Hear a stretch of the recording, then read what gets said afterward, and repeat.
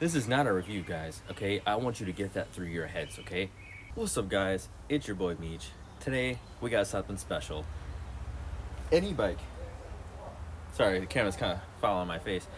Also, I got a TikTok gimbal, and it's on there. It's following my face. So, how do I look? This is my first e-bike, so bear with me. This is also my first not a review of an e-bike. So I don't know what to say, but we're gonna do not a review on it because I think you guys should get the full experience because I put some miles on this thing, and I'll come in close to show you guys. One, if you're looking for a great e-bike, um, just pick the one in your budget because this one, it's not the best, but it works. Boom! Look at that.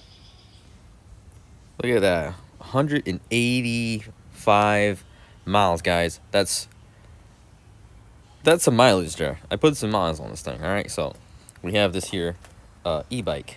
Like I said, this is not a review. If you need a review, go to other channels because this ain't the one. This fucking seat sucks. It's actually really terrible. After 100 miles, my ass was hurting, and I have a bony ass because, you know, I'm a skinny dude, as you guys know. And yeah, I think that'd be the first thing I need to change out. I mean, after 185 miles, I should have changed it out a long time ago. But, you know what I mean? Do what you got to do. One thing I did wrong on this bike, and most of you guys won't experience this, but I changed the settings in here. And don't do that. That's a no-no. I fucked my bike up in a way that I can't get back. So that's one thing you guys should not do on this thing. I mean, like all e-bikes, you do plus or minus, and you get into the settings, and then boom, you know, you get in there. It's all fine, fine and dandy. And I tweaked it way too much, and now I don't feel like it's the same bike anymore. But still a good bike. Gets the job done. After 185 miles, a lot of stuff is rattling on here. Okay, we got the brake pads, I think. Brake pads down here.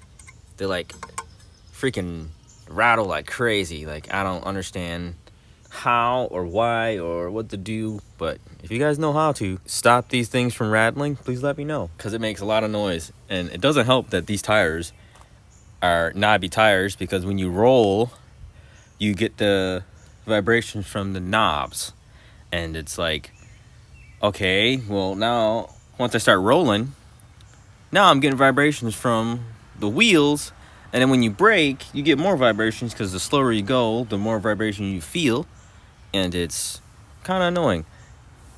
The other thing that they don't tell you in the reviews is that my bike actually came with rebound adjustment, but I don't feel a difference at all. It doesn't make any difference to me. And then you also have one of these thingies here, just a lockout, pretty much. Like I said, it's not a review. If you need a review, go and find someone else's channel. I'm just telling you about the things I found to be wrong with this bike. This part right here, I guess it's on there tight now, because I had to tighten there. There's a little screw behind here that latches into this red part, okay? And I don't know, for some reason, it backed itself down, and now it's loose. So every so often, I have to tighten that, and now it can like actually hold into place. And I also put a little electrical tape around here, because when it's loose, it starts to make noise, and this starts to chatter against this metal here. Just be mindful of that. Probably need Loctite on this bolt under here. Let me see if I can get it for you guys. One hand, muscle it. You got this.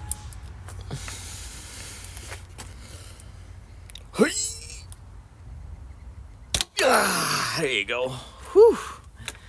Like I said, I had to freaking look at this. I can actually show you guys how loose this is. You shouldn't be able to. Look at this. I can tie it with I can turn it with my hand. It should be like something not like a screw. If you got me, you know what I mean? Like, it should be something like not a screw. Like, it should be like a post or something. And then like if I take this all the way down or back it down, Watch. See, now it just chatters. So every so often when you're riding, it just fucking flops around.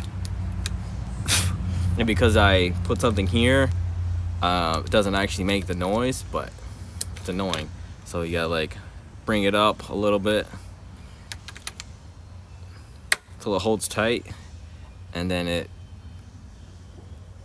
it holds into place. Another thing that I notice is that when you're folding the bike, okay, you know, you get the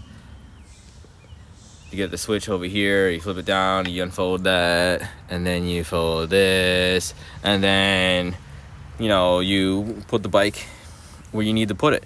Well, I figured that where this part is painted, the freaking front brake caliper, this thing right here, was rubbing up against it, because I made the mistake of putting my e-bike in the car vertically or horizontally, not vertically, because that's how I put it in there, just because I didn't want it to fall over, and it was rubbing against this. So I painted it red. It's almost close to this red hair, surprisingly, and then I put a piece of insulation foam with like the sticky bag, you know, the ones you put in between like the AC to like stop the air from coming in, because that's all I had. And I put that here because sometimes I have to put the e-bike in my car flat. I mean, I have a Jeep, but I'd rather put it in there flat so I could get room for other things. That's kind of annoying because you shouldn't have to put your own things to stop the e-bike from folding. Most e-bikes come with like some rubber thing to protect this part right here. But it does, I should say.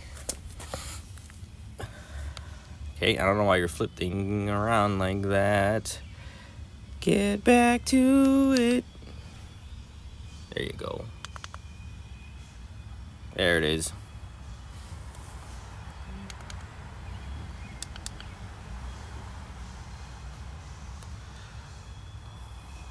Can you tell it's my first gimbal? Sorry about that.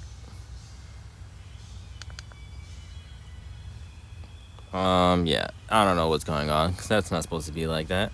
As I was saying, as I was brutally interrupted by the gimbal malfunctioning a little bit, they do have protection on where the chain hits the frame. So why didn't they put protection on the other side where it folds? You know what I mean?